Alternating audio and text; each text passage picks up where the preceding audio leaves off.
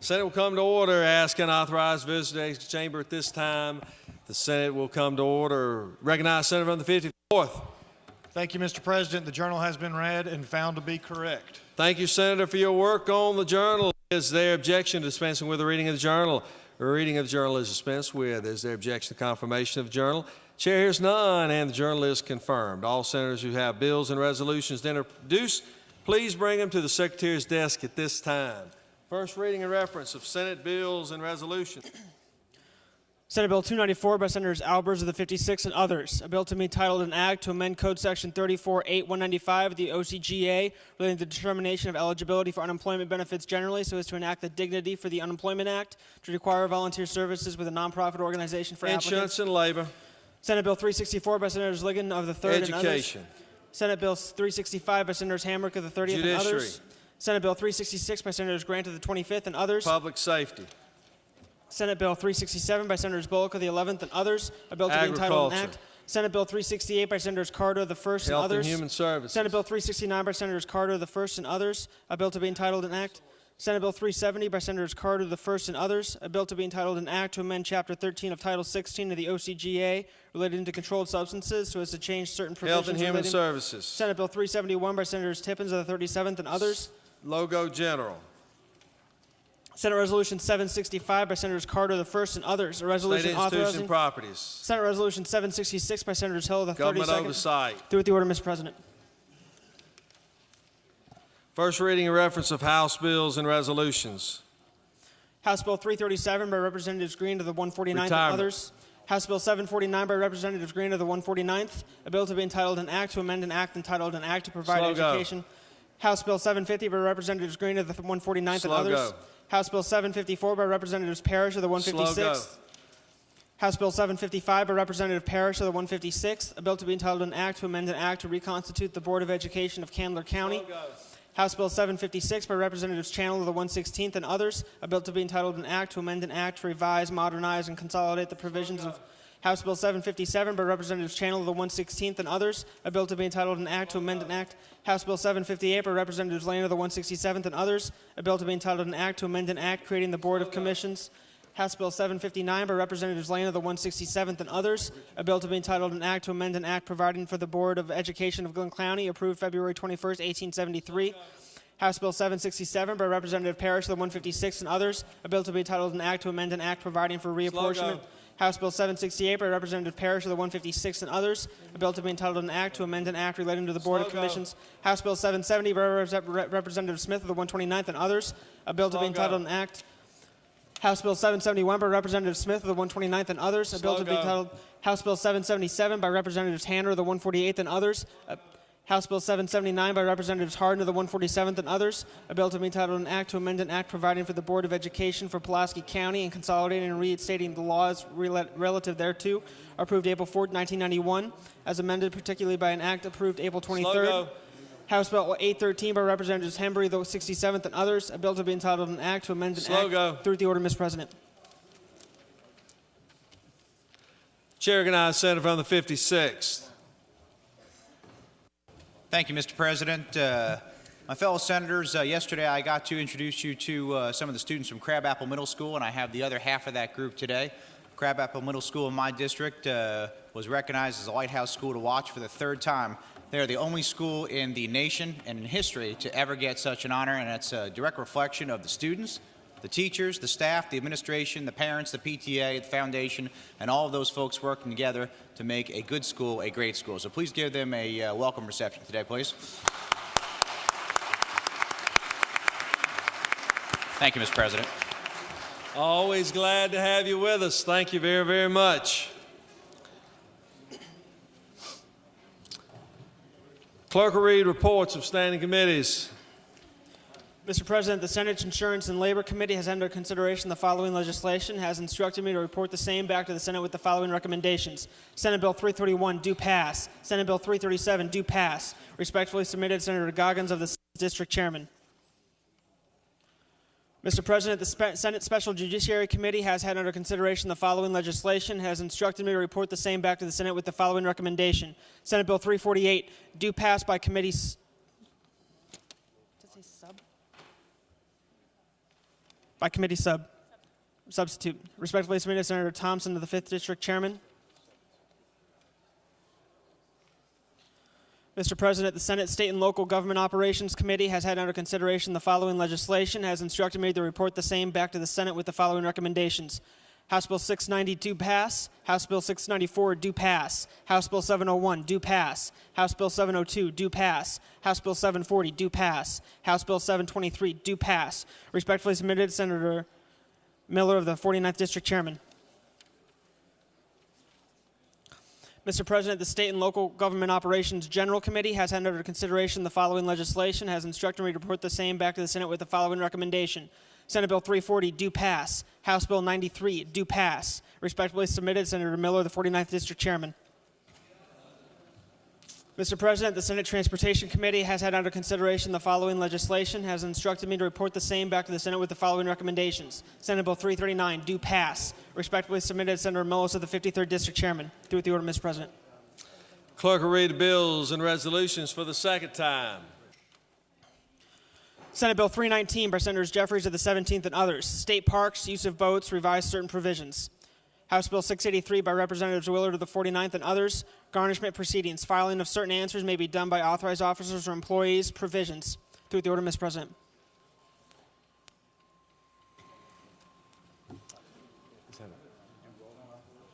What is that? It is now time for a morning roll call. Are there any motions to excuse? Senator from the 55th is recognized. Good morning, Mr. President. I ask unanimous consent to excuse the senator from the 34th and the 43rd. Oh, 43rd is here. Excuse me. How about just the 34th then? How about the 30th? Senator from the 34th without objection will be excused. Any other motions to excuse? Senator from the 6th is recognized. I ask unanimous consent to excuse the senator from the 41st. 41st, without objection, Senator will be excused. Are there any other motions to excuse before we have a morning roll call? Senator from the 54th. Thank you, Mr. President. I ask unanimous consent to excuse the senator from the 9th for business outside the chamber. 9th, without objection, Senator from the 9th will be excused. Any other motions? Senators, please signify your presence by voting the yea switch. The Secretary will unlock the machine.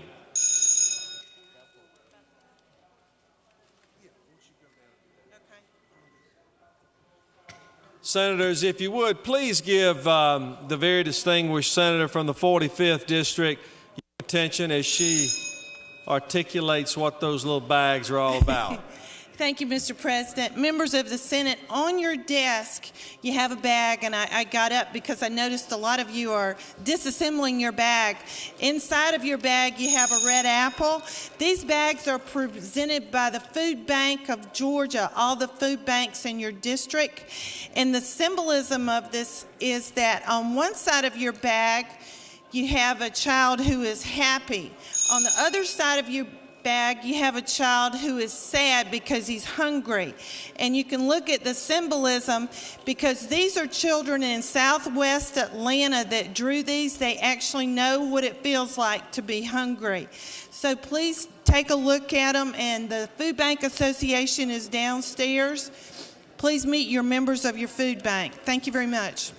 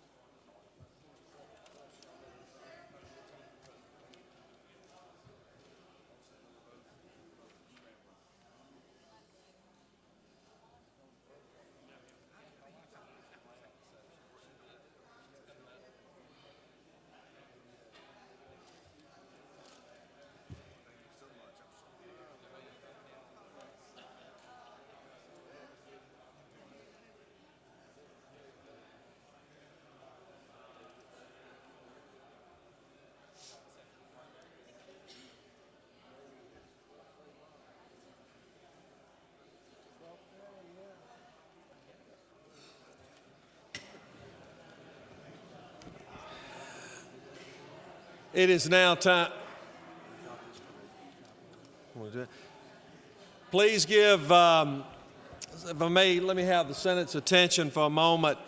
We have a resolution we would like to read, and we are about to have our devotion of the day. This resolution is to honor this wonderful ministry. Please give the clerk your attention as he reads the resolution.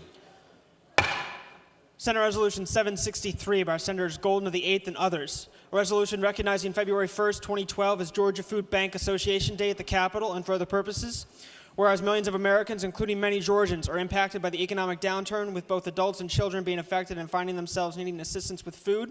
Whereas the Georgia Food Bank Association's 7 individual food banks work collectively with more than 2,500 partner agencies and pantries, many of which are located throughout Georgia's 159 counties and distribute 75 million pounds of food to those in need annually in the state.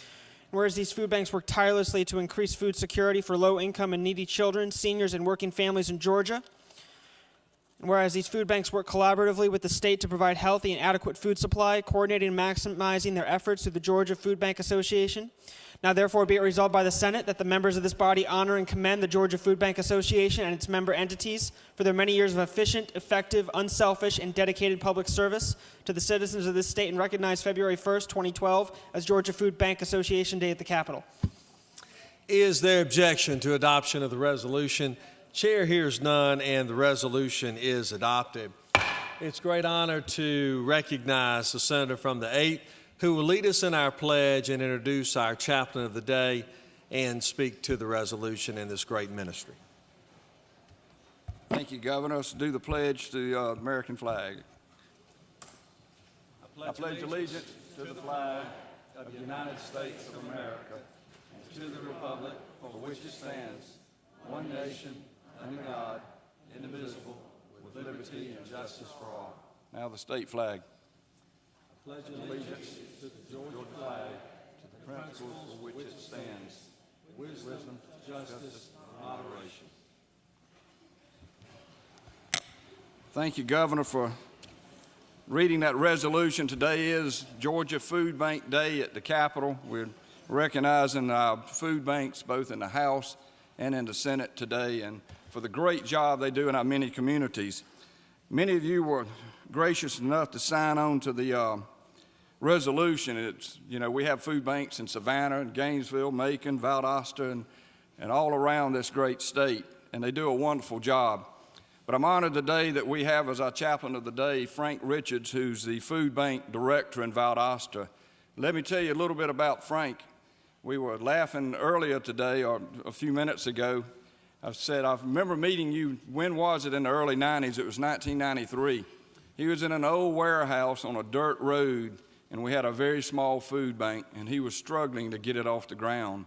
Well, I've watched that food bank in Valdosta grow. It's now in an industrial park, and they serve, how many counties, Frank? 30 counties, and now in Albany, Thomasville, Douglas, and Valdosta, serving 30 counties and feeding those in need, those that are hungry, and particularly in these days, in the economic times we're in, food banks are extremely important. But he has received national awards, and let me just tell you a couple of them I'm really proud of. One is the Liberty Bell Award he received from the Valdosta Bar Association, and the other is the Georgia Trend magazine had Frank recognized as one of the 40 under 40. He's a Valdosta High grad. He's a Valdosta State graduate. He's done an outstanding job at Valdosta's food bank, and we're very, very honored to have him here today representing the food banks and bringing us a devotional message. Frank, please come, and thank you for being here. Thank you. Thank you, Tim. And first of all, I want to thank everybody for allowing me the privilege to come speak to you today. And second of all, thank you for the great parking permit. I just want you to know that anytime that Senator Golden calls on me to come do this again when I'm in Atlanta, I will be glad to do it just for the parking permit. Today, I want to speak to you for just a few minutes on serving others, being called to serve, and what that means in your life. I want to ask you if you remember the first time you were ever called by God to do something or to call to serve your fellow man. I'll always remember my most important call that I had. I had just lost my job after 8 years of faithful service to a good company in this community. I was broke, I was in college and really had no direction to know where I was going to go with my life at that time.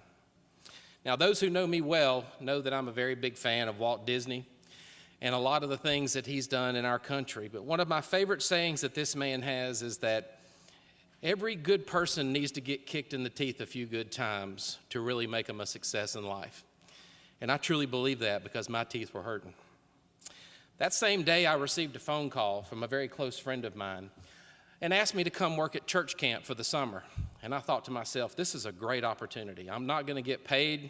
I'm going to get to enjoy some good South Georgia heat and bugs. And most of all, I'm going to get to spend my summer in Gordon, Georgia. So that was the most wonderful opportunity I was ever given in life. So I spent my summer there that year, working with the kids, spending my time in a lot of prayer and quiet reflection. And leaving camp, I still had no idea where I was going to go, what I was going to do, or where life was going to lead me at that time. Now, being the grandson of a Methodist minister, I had grown up my whole entire life doing mission work, volunteerism, serving God, doing the things that I thought I was supposed to be doing.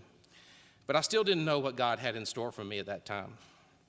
That week, I had the opportunity to go eat dinner with my mother and father.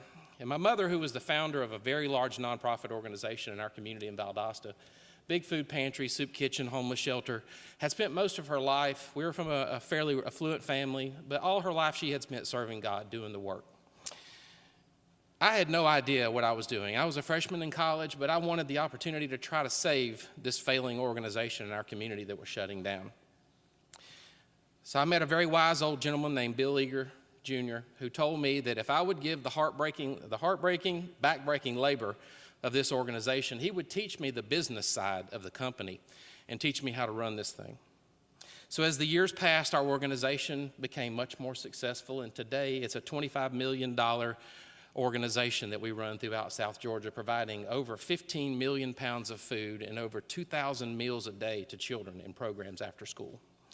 Now, one of my favorite stories in the Bible is the story of Moses and the burning bush. Now, Moses was also afraid, and he did not trust himself. But God had to do a little bit of convincing with him also.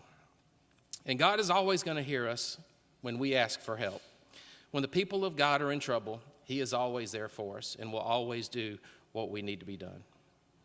Sometimes we ignore that call, but the amazing thing about God is he's going to put bigger opportunities in front of us to convince us to go the direction that he wants us to go. Now, the key to this story is not about how Moses does it, it's about what he's called to do. He's called to serve other people. And I'm sure one of the greatest joys that everyone sitting in this room today has is all the great things that you get to do for the citizens of Georgia. And I'm also sure one of the most disappointing things that y'all do in this room every day is that you cannot help everybody in Georgia that needs help. So now, God may never come to us in the form of a burning bush, but he will open the doors and give us ways to help people. In my life, my burning bushes are the needy, the hungry, the poor, and the countless other problems that exist throughout the state and our communities. One of the greatest things that I get to do every single day is look in the eyes of people who are in need. And the faith that they exhibit every single day is what gives me the hope to continue. I have learned that if we are faithful to God, he will ensure that every need that we have and every blessing that we require is given to us in our life. Now, one of the greatest joys that I have in my life are my two sons. And I get to do Boy Scouts, and we go camping and fishing and do a lot of things together. And one of the prayers that I teach them is the one I would like to share with you guys today. And in addition to the prayer that we're fixing to do, I was also requested by someone in the chamber today to pray for a young man named Luke. So if y'all will please bow with me, I'm going to share this prayer that we share with our boys every day. Dear Heavenly Father, we help keep our honor bright and teach us that integrity of character is our most priceless possession. Grant us that we may do our best today and strive to do even better tomorrow. Teach us that duty is a friend and not an enemy, and help us to do even the most disagreeable tasks cheerfully. Give us the faith to understand our purpose in life and open our minds to the truth and fill our hearts with love. We are thankful for the blessings that you have bestowed upon this country. Help us to do our duty to our country and to know that a good nation must be made from good men and women. Help us to remember our obligation to the law and give us understanding that it's more than mere words. May we never tire of the joy of helping other people or look the other way when someone is in need. You have given us the gift of a body. We pray that you help us to keep it healthy, that we may use it to better serve you. You are the source of all wisdom. Help us to have an alert mind and teach us to think, and help us to learn discipline. In all that we do and in every challenge we face, help us to know the difference between right and wrong, and lead us in obedience on the straight path to a worthy goal. In your honor, amen. Thank y'all.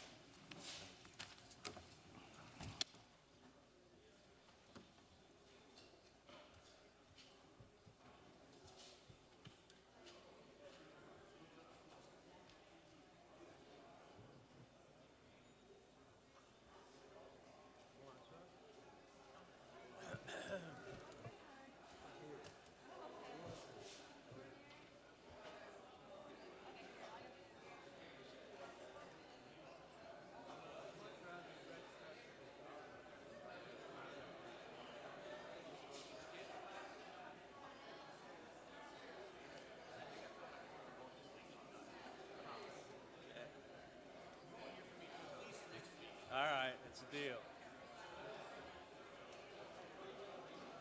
Thank you very much. I appreciate that. Thank you very much.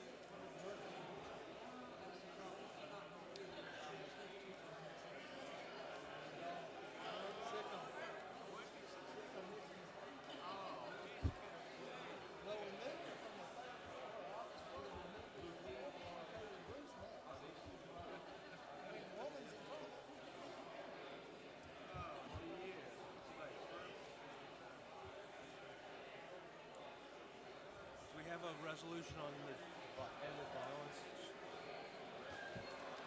Children, violence against children. Yeah. 767. Am I reading that first? Is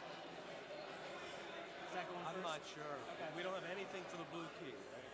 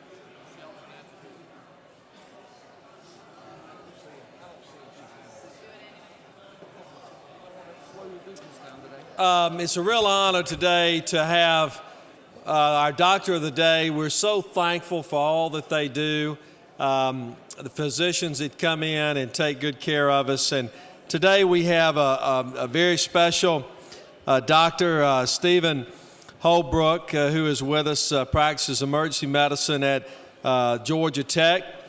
And we all love Georgia Tech. And he continues also as on the faculty as an associate professor at the emergency medicine there at Emory University. He's a great individual. Absolutely. Was in Australia for a little while, huh? Did a little sabbatical there. That's awfully nice. But is a resident of DeKalb County. So please make welcome our Doctor of the Day.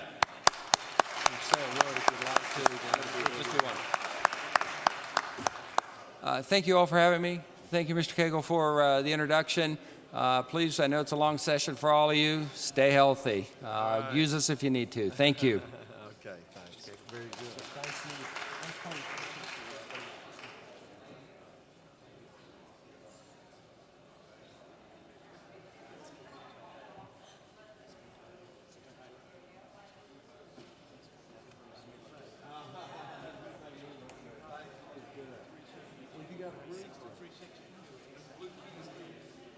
Are y'all ready now? We got a resolution?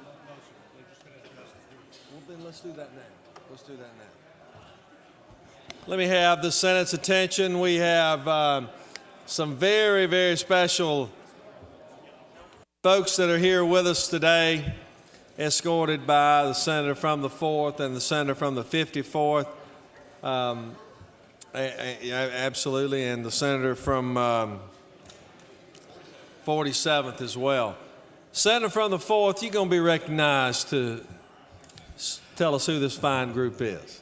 Thank you, Mr. President. Ladies and gentlemen of the Senate, once a year we invite the Blue Key Society honor students from the University of Georgia to come, and I think the reason that I'm up here is to represent what happens if you're not a Blue Key student. And then we have Senator Bethel here, who was actually a Blue Key Honor Society student at the University of Georgia. So I'm going to recognize Senator Bethel to properly recognize this group, but we really appreciate having our best and brightest come here. These are kids. The more you find out about them, the more impressed you are with what they're accomplishing, even at this early age. And Senator Bethel, I'll turn it over to you, sir. Well, thank you, Mr. President, and thank you, Mr. Chairman. I think every once in a while, every organization makes a mistake, and the fact that I was in Blue Key may be testament to that. University of Georgia recognizes leaders on campus through Blue Key, and before you are people who are recognized by the faculty and by their peers as leaders on campus. That's good news for us, because as we all know in this chamber, the future of our state will not be satisfied with adequate leadership. We need great leadership. And so as I speak to you, I also speak to them and say to each one of these students here that our future is dependent upon the leadership you will provide. And as you stand here today, you may fill one of these seats tomorrow, but whether it be in this body or in business or in public service of some other kind, we need you. And we look forward to seeing what you will be for the future of our state, and we welcome you to your state Senate. And we just want to take an opportunity to appreciate the leadership you've shown and to celebrate the leadership you will demonstrate. So, thank you. All right. Thank you very much. We appreciate you very much. Thank you.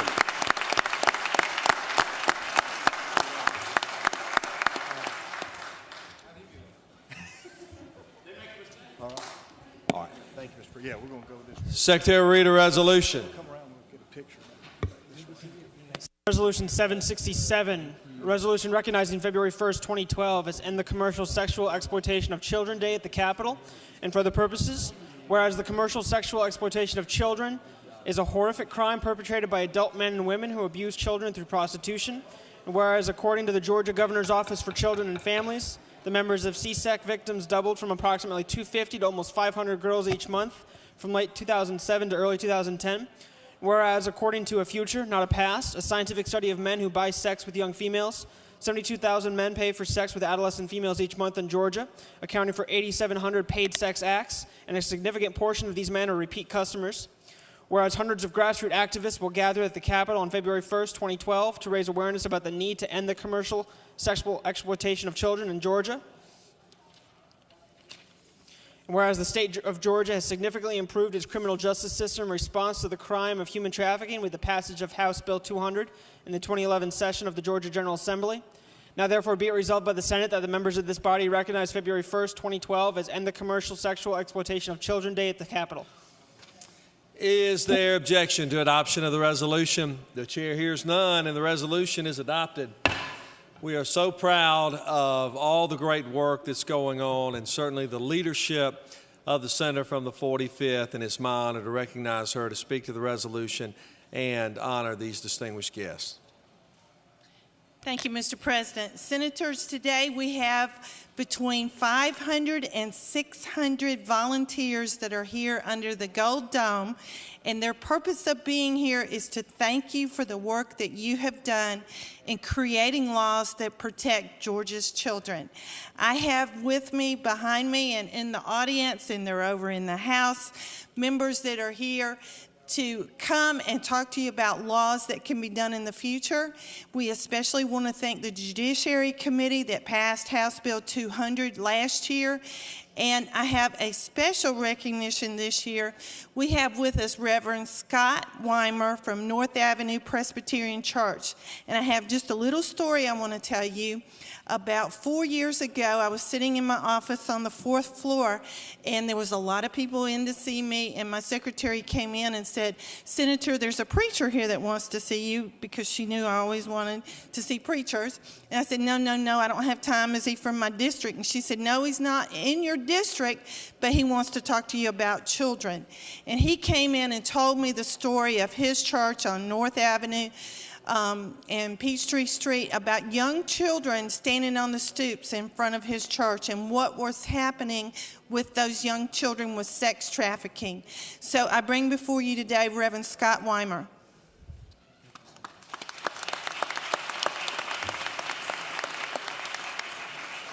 Thank you, Senator Utterman. Thank you, Lieutenant Governor. And thank you for all of you who are giving leadership on this very important issue of the commercial sexual exploitation of children. Georgia is being recognized around the country for the leadership that you are taking in the legislature. We're very grateful for your leadership. It's a courageous stand that you're taking, and we want to thank you today. At your place, you will find one of these white roses. Each of these white roses has been handmade by a recovering victim of commercial sexual exploitation. We think that maybe 100 girls are being trafficked on a nightly basis here in Atlanta and around Georgia, and we stand with you to do everything in our power to bring this to an end. I want to thank all of our colleagues, all of those who are working so hard on this issue. Senator Utterman, thank you especially for your inspired leadership. Thank you. Also, the people in the gallery as well, please stand and let us recognize you as well. Thank you all very, very much. Thank you.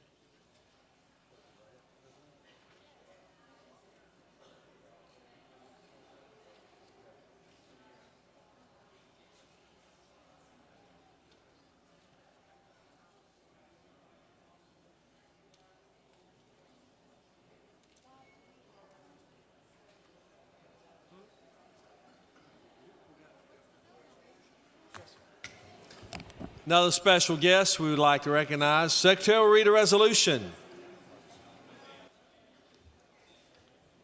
Senate Resolution 762 by Senator Harbinson of the 15th. A resolution recognizing and commending Edwin Jackson and for other purposes. Whereas Edwin Jackson and the St. Louis Cardinals won the 2011 World Series championship. And whereas Edwin Jackson was born on September 9th, 1983 in New-Ulm, Bavaria, West Germany.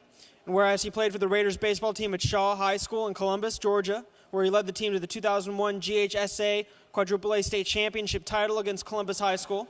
And whereas before joining the St. Louis Cardinals in July 2011, he played for the Tampa Bay Rays from 2006 to 2008, the Detroit Tigers in 2009, the Arizona Diamondbacks in 2010, and the Chicago White Sox from 2010 to 2011. Whereas through perseverance, countless hours of practice, and unyielding determination, Edwin Jackson and the St. Louis Cardinals won the 2011 World Series championship. Now therefore be it resolved by the Senate that the members of this body commend Edwin Jackson on his World Series championship and recognize him for all of his athletic accomplishments. Is there objection to adoption of the resolution? Chair hears none. The resolution is adopted. To honor this very special Georgian, we call upon the distinguished senator from Columbus, the senator from the 15th. Thank you, Mr. President. It is indeed with a great deal of pleasure today that I stand before you and introduce this young man and his family. This is Edwin Jackson, as you heard earlier. Edwin is probably one of the best athletes we produced recently in Columbus, Georgia. Columbus is known for producing professional athletes all over the country. I bet pound for pound, Columbus, Georgia has produced more athletes of any city its size in the nation. I stand on that. I believe that's true. So the latest for that category is Edwin Jackson, who attended Shaw High School in the great state of Columbus, Georgia. He's from Columbus, Georgia, right? We want to remember that. So Edwin is here with his latest edition. Is this Xavier right here? Xavier right here, his mom right here, and his dad, Edwin Sr. and Regina, is that right? So it's wonderful to have them, and we'll just like to welcome him. This is our good friend Edwin Jackson of the winning championship team, St. Louis Cardinals. Let's give him.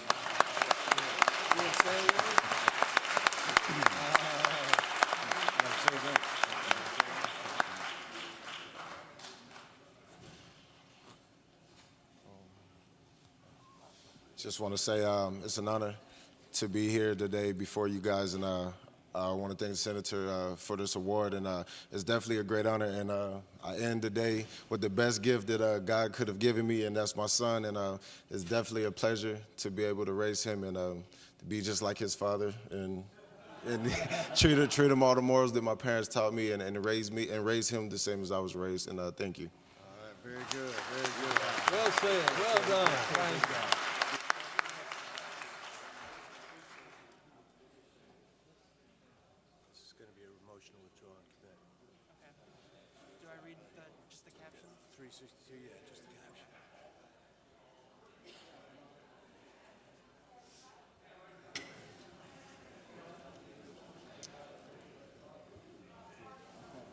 Are there any unanimous consents? Mr. Secretary, are there any objections filed on the did I? Oh, okay. Motions to withdraw or commit. Chair recognizes the senator from the 19th. Move to withdraw and commit Senate Bill 362 from Natural Resources to Ag and Consumer Affairs. I've talked with both chairmen. They're agreeable to that move. Did I read this first, right? I just got a bill I moved to. You read the caption? No.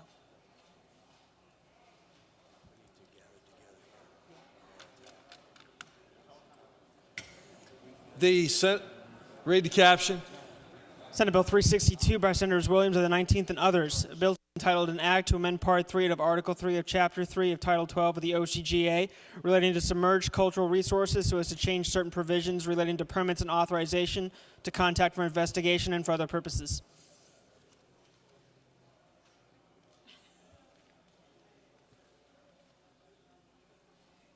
The senators move we place the bill,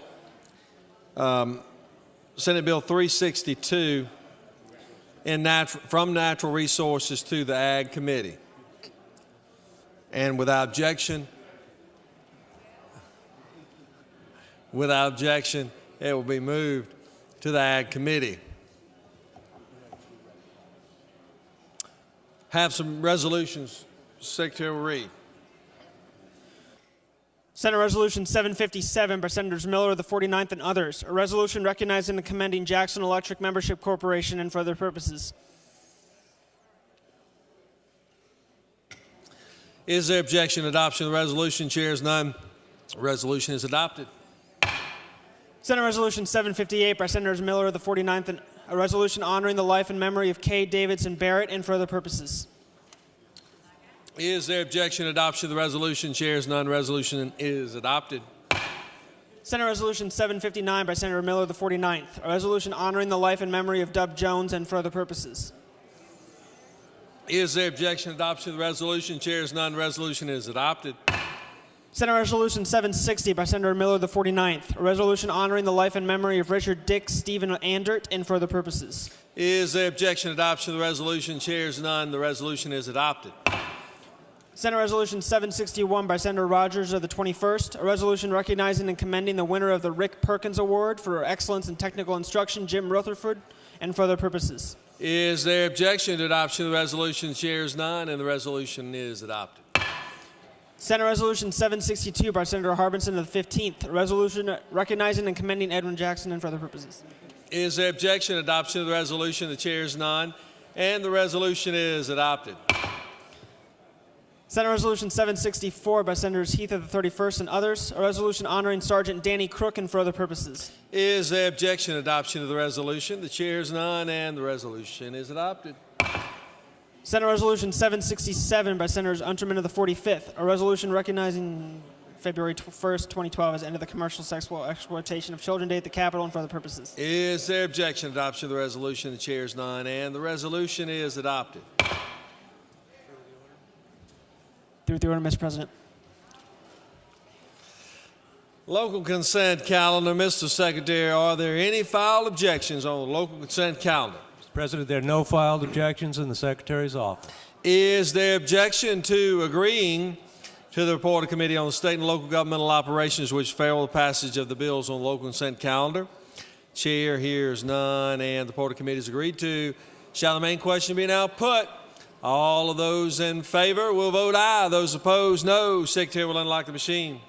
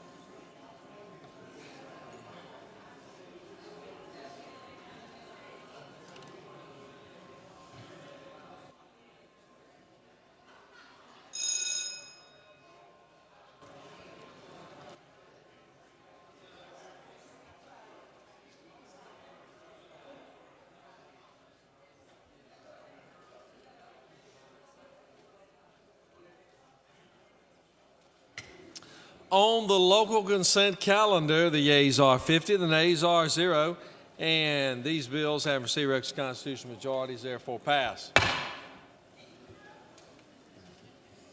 Secretary will read Senate Bill 302.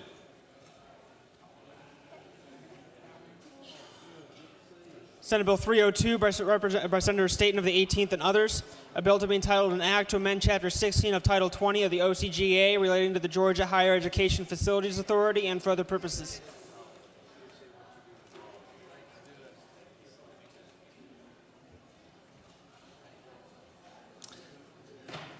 The chair recognizes the senator from the 18th. Please give the senator your attention.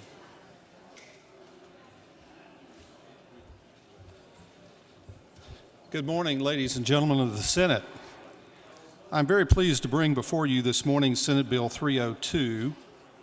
This is a bill that we passed in the Senate last year. It passed in the House, and unfortunately there was an amendment placed on the bill, which led to the governor vetoing the bill last summer. However, the governor is not opposed to the underlying legislation, and so we're back again this year with the original bill, and we hope to move it forward in a positive manner. Senate Bill 302 is very simple if you see it in your books this morning. It increases the bonding capacity for the Georgia Higher Education Facilities Authority from $300 million to $500 million. Now, what is the Georgia Higher Education Facilities Authority, sometimes known as JHEFA? JHEFA was created in April of 2006 with Senate Bill 562. The original bill authorized the issuance of revenue bonds to finance projects for the Board of Regents and the Technical College System of Georgia. But not just any buildings or facilities. All projects financed through JHEFA and this legislation must have a self-liquidating revenue source for the repayment of the bonds. So there is a revenue source that is tied to the building projects, and it is those monies or those funds that are used to repay the bonds. Now, let me just give you an idea of some of the things that have been accomplished, and hopefully they're going to be able to put up on the screen for you this morning a map, and then we have some photographs. Pardon me. In the life of this bill thus far, or this legislation from 2006, JHEFA has issued a total of $294,915,000 in revenue bonds. This has funded 18 projects on 13 campuses throughout the state of Georgia. If you see the circles on the map, those are the schools that have benefited from this program. These projects have produced residence halls, adding 1,608 additional beds, parking decks, providing 1,645 additional spaces, and an additional 517,000 square feet of student center, recreation, bookstore, and dining hall buildings serving across the state of Georgia more than 54,000 students. I hope you can see from this map that these projects stretch from northwest Georgia, Dalton State, down to the Coastal College, the College of Coastal Georgia in Brunswick. It goes from Bainbridge College all the way up to Gainesville State College, and all points in between. These facilities have helped improve the lives of the students who attend these institutions and have continued to allow these institutions to be viable. If we go to the next slide, you will see some photographs of some of the facilities that have been built as a result of JHEFA funding over the last 3 years. And again, some of these at various campuses around the state and in many of your districts. I'm not going to read to you or mention to you all the various projects that have been accomplished, but I hope you can see from this that this is a very, very valuable program. And the good news is that, again, these bonds are paid. Thank you very much. These bonds are paid for with funds that are produced in these buildings in a self-liquidating fashion so that these bonds are paid for. Again, the bill will increase the maximum authorization from $300 million to $500 million. Now, some of you may be asking why the need to increase this. Well, they have, as I mentioned earlier, already issued more than $294 million in bonds. Fortunately, the initial $300 million has dealt with a backlog of projects that were sitting there and waiting when the legislation was moved into place. But there are other projects and will be other projects going into the future where this can be of great benefit to our university system institutions and technical college institutions around the state.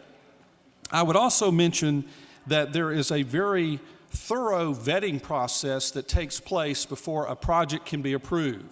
There is a board for these projects, and the Board of Regents and the Chancellor have set very stringent guidelines to make sure that the funding is in place and the revenue will be there in order to pay for the bonds over the life of the bonds, which is typically 20 to 25 years. To summarize, ladies and gentlemen of the Senate, this is in reality economic development. Each one of these projects have been built in a time when the state of Georgia is able to get some of the most attractive rates when we sell our bonds in the history of our state. And for every one of these projects, there are Georgians in these communities who have jobs and are put to work. And so this is good. It also ensures that students keep coming to these institutions, and we also have in those communities the benefits of all the students who come there to study and learn in our university system and technical college system. So I commend to you this morning Senate Bill 302, the Georgia Higher Education Facilities Authority, and this increase in their bonding capacity from $300 to $500 million. Mr. President, I will be glad to answer any questions, and if not, I would commend the Senate and ask your support for this bill. Chair recognizes Senator from 33rd. Have questions. Senator Yale. I will, Senator. Senator, this is provided, most importantly, on campus and adjacent to campus living for a lot of our community colleges that in the past hadn't had it. Is that not right? That is certainly one of the important outcomes of some of these projects. And these bonds are not only recommended by due diligence as it relates to the authority, but they're also by the bond buyers and the people that validate the bonds. Is that Absolutely. Right? And unlike GO bonds, these stand on their own. As opposed to the full faith and credit of the state, they stand on their own merit as it relates to revenue. Well, they do, because the GO bonds, there's no actual revenue source for those bonds that are tied to those projects. And in this case, the people who are are purchasing our bonds know that that revenue is there as collateral for the bonds.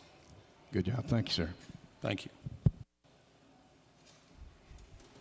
Chair recognizes Senator from the 55th.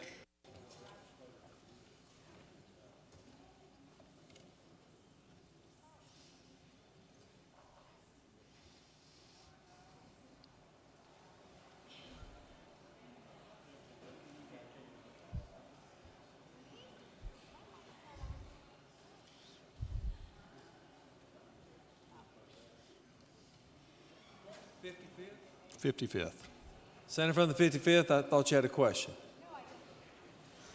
Okay. Senator from the 34th is recognized for a question. Thanks, Mr. President. Senator, will you yield? I will, Senator. As you know, Clayton State is obviously in Clayton County, and we had the design bill for the science building.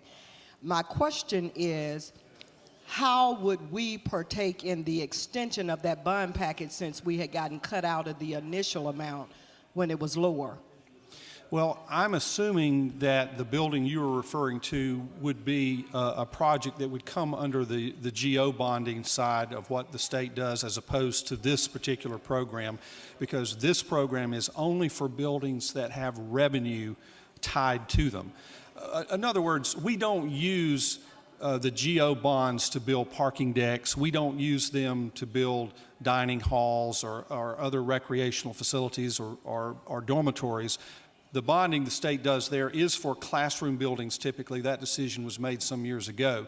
But this particular program that I am presenting to you would be only if an institution had a project which had revenue generation as a part of the project, and it therefore could come under this program.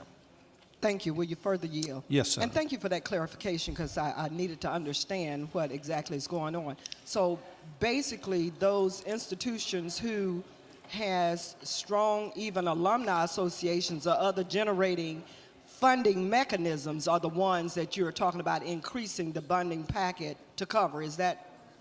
Well, this increase is simply for projects that can be brought to the Board of Regents from institutions within the university system or the technical college system that, again, will have a self-liquidating revenue source to pay for the bonds. So it would only be projects where students are paying for their dormitories, or they're paying a fee to have a parking place on campus, or it may be some building that has a dining hall or a bookstore or a recreational facility.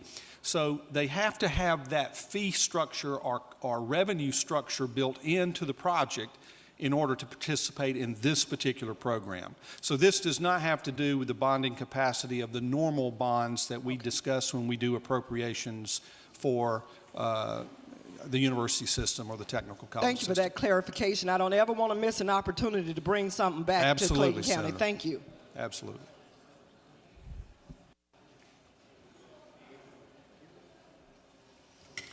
Chair recognizes Senator from 34th. I'm sorry, 36th. Thank you. Does the senator yield? Yes, Senator. It is true, isn't it, that we are experiencing in this economic downturn a real upsurge in student enrollment at both our technical schools. That's a very good point, Senator. You're absolutely correct. In just the last 3 or 4 years, the university system alone has grown by the University of Georgia. It would be like adding another University of Georgia to the system. So we are seeing student growth, and it is, I think you're correct, in some measure due to the economic circumstances. And if the senator will further yield. Yes. It's also true, isn't it, that we have, and I believe our budget folks can verify this, over the last 3 years, our higher education in Georgia has experienced a 25% cut in budget. So they're laboring under some very difficult circumstances to address increased student enrollment with reduced, sharply reduced budget of 25%. I think, Senator, the university system and technical college system have certainly not been immune from the cuts that all parts of our budget have faced. And a further question, if you'll yield, Senator. Yes. And it's also true, isn't it, that all the experts concur, or at least the ones I pay attention to, or you and I pay attention to, that there's a common understanding that graduating more students from college translates into a stronger economy, attracting business, attracting investment, and is part of the road to prosperity, and that we are challenged as a state to find ways to have our facilities for higher education enhanced and capable of delivering a fresh crop of graduates every year into our economy. I think the senator is absolutely correct, but I would just add, as I mentioned a few moments ago, the impressive thing to me is the economic impact this has throughout our state. That's right. These projects are not at the University of Georgia or Georgia Tech. Those schools they have sufficiency in their size and economic resources. They have other avenues. But these are at schools where, you know, the institutions being present in those communities is incredibly important for jobs, for bringing the students there who spend money. It's incredibly important overall for the economy in the state. And isn't it further true, Senator, that in just almost every Senate district in the state, we can look back home. In my case, Atlanta Metropolitan College, Atlanta Technical College, schools that are making a great contribution to educating the next generation of students who can really take advantage, we hope, of the change in this bonding capacity.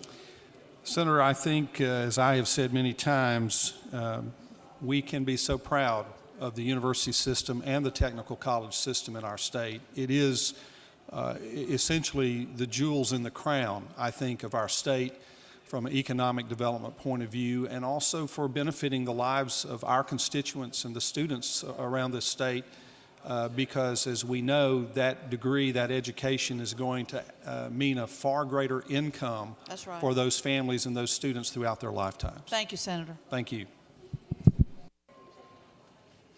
I know.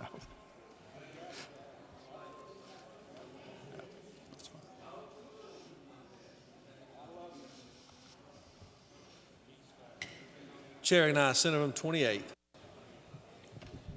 Thank you, Mr. President. Will the fine senator from the 18th yield? Yes, Senator.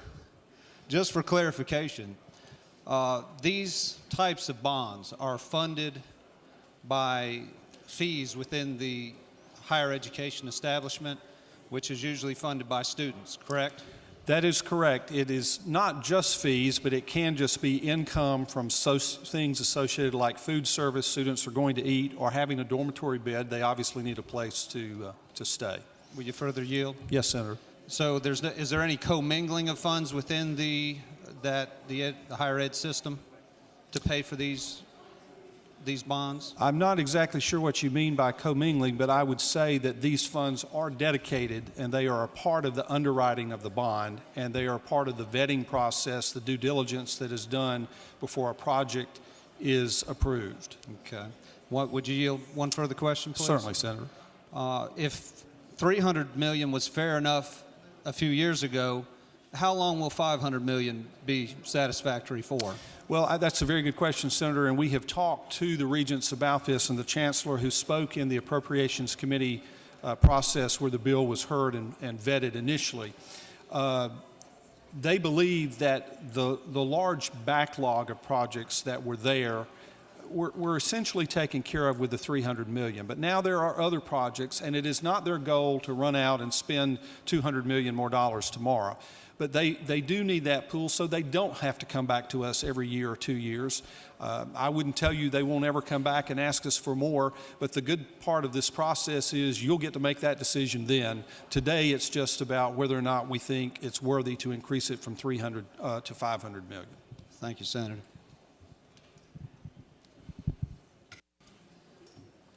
No further questions, Senator. Thank you, Mr. President. I ask for your favorable consideration of the bill.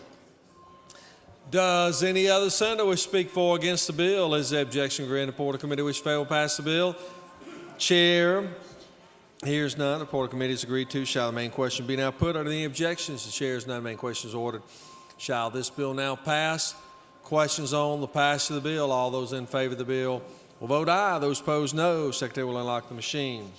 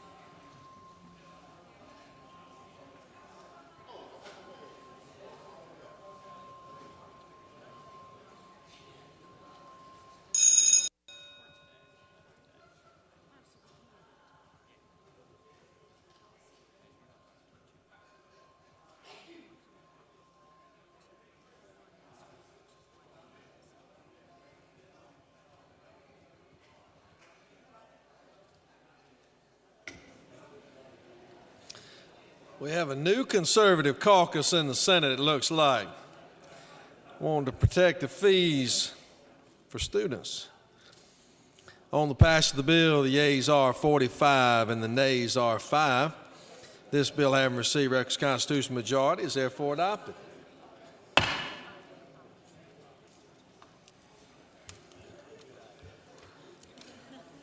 Any senator wish to rise on a point of personal privilege?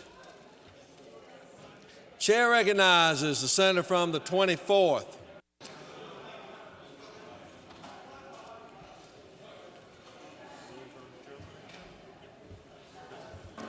Mr. President, ladies and gentlemen of the Senate, today, February the 1st, is the First Lady of this great state's birthday. And if she's in the sound of our voice, I hope that you will hear that we here in the Senate wish you a happy birthday, dear lady. Now at 1 o'clock, we're going to meet down on the north wing and have a little ice cream and peach cobbler. You're all welcome, and we'll have a happy time there. So happy birthday, First Lady. Thank you very much.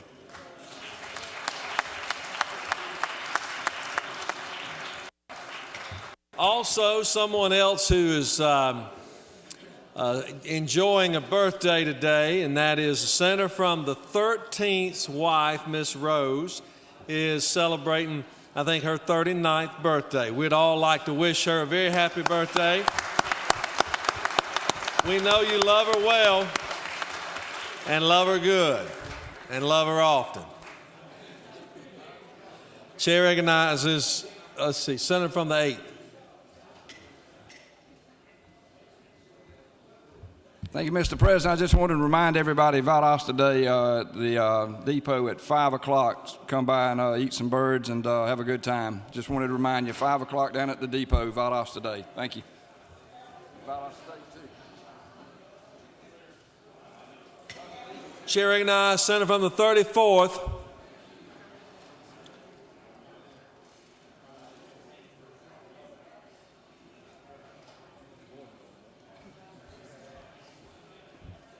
Thank you, Mr. President. Member of the Senate, I rise again to remind you that you have your invitation for tomorrow to go red, because we wasn't aware we would be in on Friday when we put this out.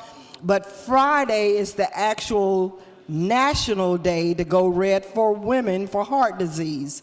So if you miss tomorrow, you have a second chance on Friday. Make sure you wear your red or you will be dressed in a red dress. All right, guys, red ties, ladies, red dresses. Thank you. I yield the well.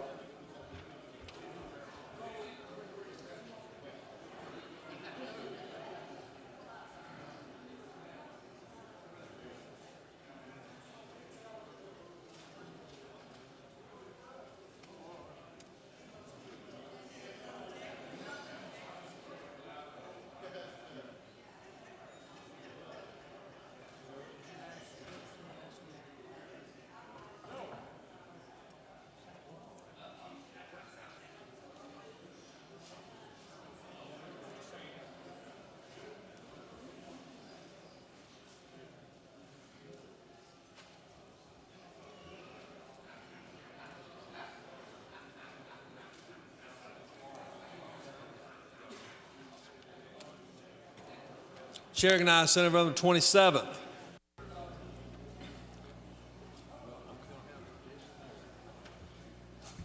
Thank you, Mr. President. I just want to ask the members of the Senate if they would give a big hand for the students from the Riverwatch Middle School from the great county of Forsyth, and ask them to stand up. Give them a hand and welcome, please.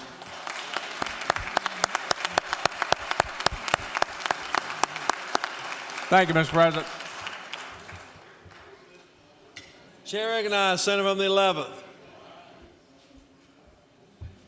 Thank you, Mr. President. When you go down to the depot tonight to enjoy the bird supper with Valdosta and Lowndes County, go over to the Blue Room, and the University of Georgia College of Agriculture and Consumer Sciences is having a reception over there, and you're all invited to stop in. Thank you.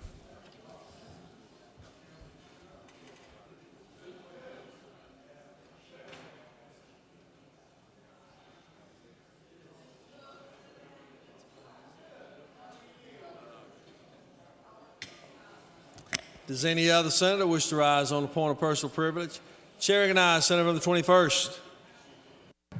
Thank you, Mr. President. I move the Senate stand adjourned until tomorrow morning at 10 a.m. Wednesday, February 1st. Rules is meeting upon adjournment.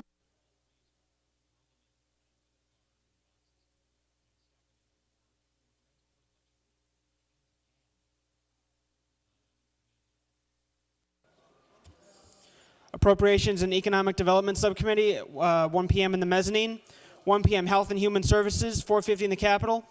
2 p.m. Appropriations Higher Education Subcommittee, 307 CLOB. 2 p.m. Ethics is canceled. 2 p.m. Government Oversight, 125 in the Capitol.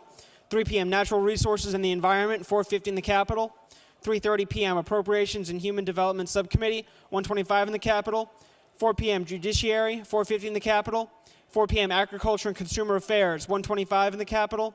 4 p.m. Veterans, Military, and Homeland Security in the mezzanine.